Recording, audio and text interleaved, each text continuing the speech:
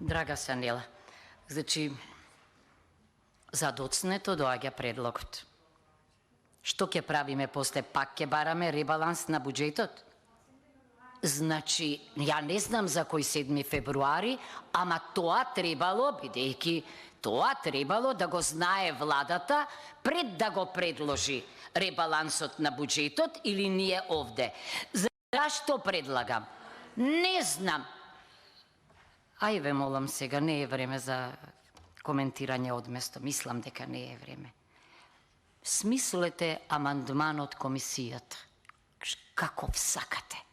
Ама ние мора да најдеме решение, еве и вакви услови, како да не ги оставиме половина од жените, односно 400.000 во репродуктивниот период, на милост и немилост на кризата. Ако го чекаме ние амандманот и измената на законот, што ќе чекаме потоа? Нов буџет или нов ребаланс на буџетот?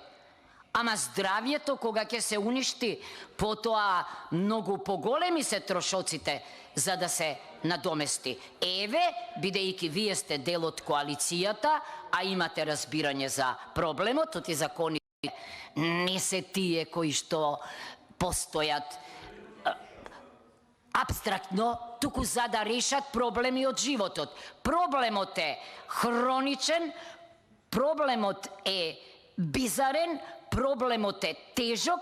Еве, повелете, предложете амандман и начин како проблемот на 400.000 жени и потомството да биде решен денеска овде. Важно мислам дека ваков буџет не смее да помине. Еве, нека предложи министерот, меѓутоа ајде малку нека размислува и феминистички и одговорно, а не само како министер. Нека се стави во улога на министерка за финансии, например.